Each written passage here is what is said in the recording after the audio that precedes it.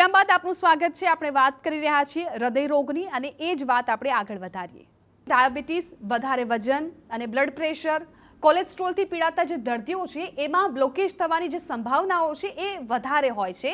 તો આ બ્લોકેજ બનાવવામાં ઘણો સમય લાગતો હોય છે, જેમ આપણે પહેલા પણ આપે કહ્યું। તો આપણે કેવી રીતે જાણી શકીએ કે આ દર્દીઓ છે તેમના શરીરમાં અવરોધો વિકસાવવાનું જે શરૂઆત છે થઈ ચૂકી છે?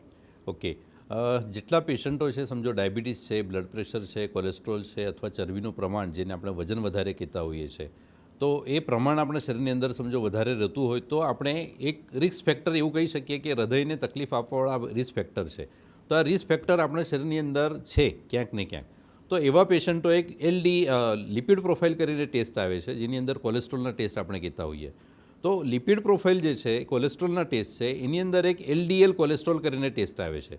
હવે LDL એટલે લો ડેન્સિટી લાઇપોપ્રોટીન।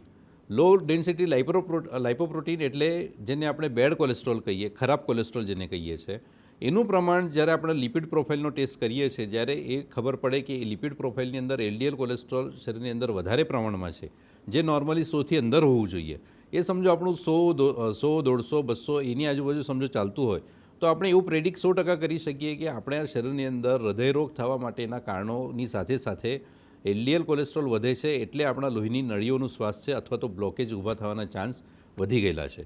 તો એવા પેશન્ટો સમજો યોગ્ય જીવનશૈલી છે, ખાવા પીવાની અંદર સમજો ફેરફાર છે, યોગ છે, કસરત છે અને યોગ્ય માર્ગદર્શન મેળવીને સમજો આપણે કંટ્રોલ કરી શકીએ, તો આપણે ચોક્કસપણે હૃદયરોગને બહુ જ પહેલાં, હૃદયરોગ ડેવલપ થતાં પહેલાં આપણે એને કંટ્રોલ કરી શકાય।